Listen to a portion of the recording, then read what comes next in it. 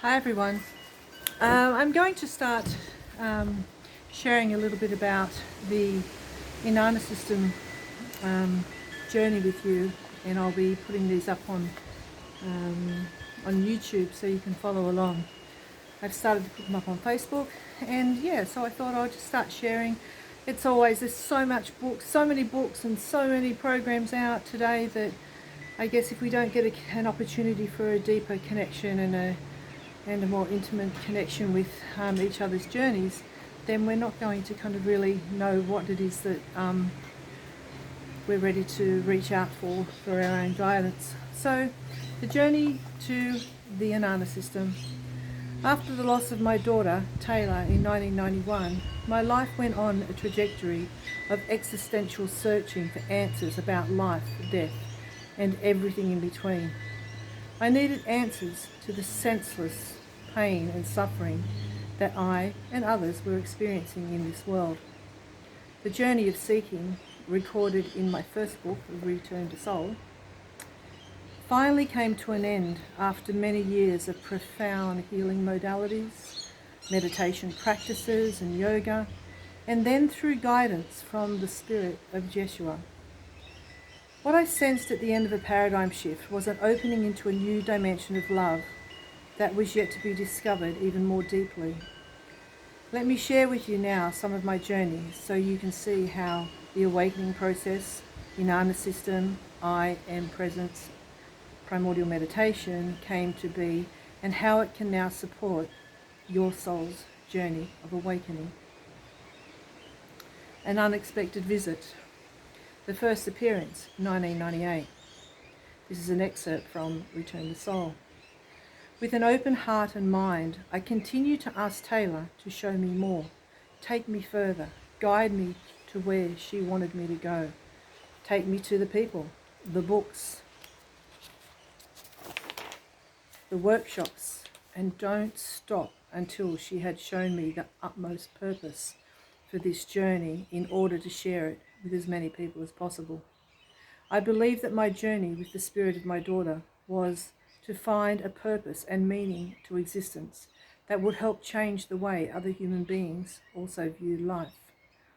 Being guided to Kriya Yoga assisted me in the journey of presence, breath, and going within in order to listen to a deepest depth of silence and inner peace that was not distracted and controlled by the things of the world and the incessant mind, with its engrossing, debilitating thoughts that would otherwise throw me into a state of frustration.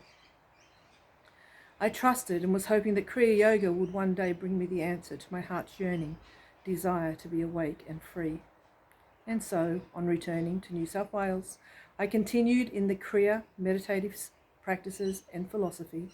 One morning I undertook my daily routine, taking my daughters to school, coming home, completing my house cleaning, and then taking time to sit in meditation for an hour.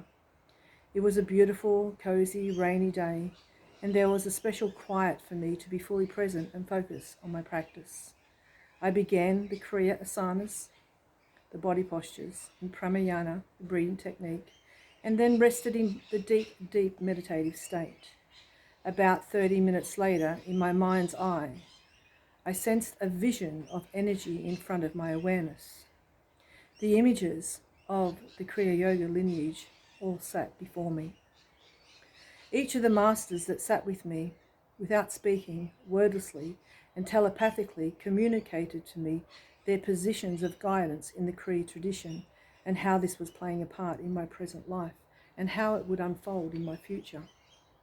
Although I was fully conscious of the communication in my body, I had moved into a deep state of trance, which was like a fully aware, lucid dream state. Yet I was not asleep. The phenomenon of this communication felt as real as if I were fully awake, speaking with somebody. However, I was aware that this state was induced through the meditative practice and allowed my mind to rest from direct body sensory perception to the sixth sense perception. It was then that Jeshua, who came to me, the fourth in line came to me, and it was his turn to speak. I was very hesitant. I literally had no interest whatsoever in having a connection with him for those of you not sure, Jeshua is known as Jesus. So I was very rebellious and wasn't very hesitant in communicating with him. I literally had no interest whatsoever in having a connection with him due to my view of Christian teachings, which made no sense to me whatsoever, especially in a time of reaching out for answers in my stages of grief. I directly communicated to him that I don't know what he had to offer me because I had absolutely no interest in his message, in his book, the Bible, nor going to church to learn his message. He replied with a hearty chuckle, "That's okay. I understand why you and so many have turned away from me and the real message that I spoke. The interpretation you resist is due to what man has done to my words. The true message I bring is nothing like that in your world's teachings about me. I don't expect you to read the book because it's not my book. I didn't write it. They did.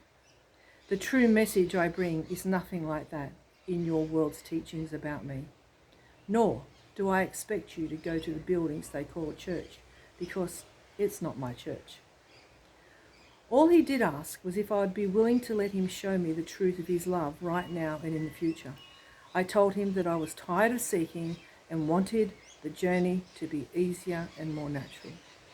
He guaranteed me that the only effort that was required was to trust and simply turn my attention deep within my heart and to rest silently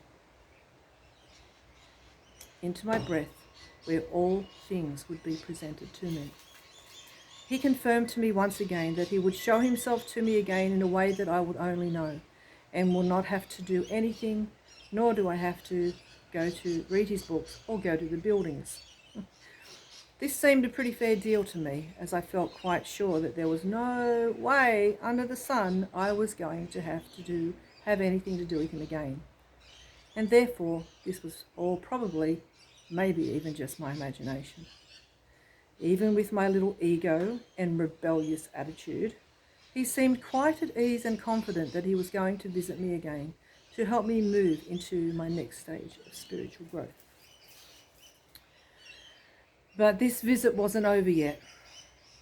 From the center of Jeshua's heart, a pinprick of light began to grow into a magnificent, radiant and warm ball of light, as bright and warm as the sun. The feeling that came with this light was the greatest love I'd ever experienced, except, of course, for the love for my children. It was like being wrapped in a warm, golden, glowing blanket of the most powerful love that could ever be known to man. The light moved from his heart and enveloped my whole body. It then penetrated my body, touching every cell of my being and the deep center of my heart. It was so overwhelming that a part of me wanted to jump up and stop the experience, yet the rest of me felt safe and totally at peace. I was paralyzed with love, bathing and drinking so deeply of it that I didn't ever want it to stop. By this stage, I felt like I was paralyzed with love, bathing and drinking so deeply of it that I didn't want it to ever stop. Oh, that's repeated. Only because it was taken out as a line. It then began to retract back from my heart around my body and back into the heart center again. I was not only overwhelmed and in awe of the love, but was amazed at how the experience felt so real. He then asked me if he could show me more. By this time, I was very open and willing to experience more of that love that I had just experienced, and with the utmost trust, I agreed to be shown more. I felt my energy rise up out of my body that was sitting quietly on the lounge room floor. I was aware that I was out of my body, looking down on myself. Yet I knew I was safe and connected and could bring myself back at any time. From then began the experience of myself in the manifested form of matter, molecules, substance, energy, and the elements of nature. I sensed the part of myself that was awareness, that was all a part of and at one with all things. The sound of the wind. The wind was the movement of the energy of sound. Next, I was a part of and at one with the movement of the wind itself, stirring the leaves of the trees. I was then the leaves, their texture, their colour, the energy alive within them, and their smell. I was the leaves and the rustling movement of the leaves all at once. I was then the tiny, flexible green branch from which the leaf sprouted. Next, I became the stronger branch from which the leaf and the tiny branch sprouted. I was the strong branch swaying to and fro from the connection to the massive trunk of the tree. I was the strength of the trunk, its layer of bark, its flesh, and the strong and sturdy roots that reached out, down into the earth. I was at one with the earth, the dirt, the layers of rock, the crust, and the deep fire of the earth's core, with its river of molten lava. I moved up again and flew back into the wind and into the clouds. There I was the vapour of the clouds and the energy charge connected to the earth's conductor that was flashing as a bolt of electrical lightning across the sky. I was the sound of the shock waves of the thunder that loudly cracked through the sky. As the vapour gathered and became heavier, I fell from the cloud as a raindrop. I was one with the wet moisture of this perfectly symmetrical drop of rain falling onto the earth.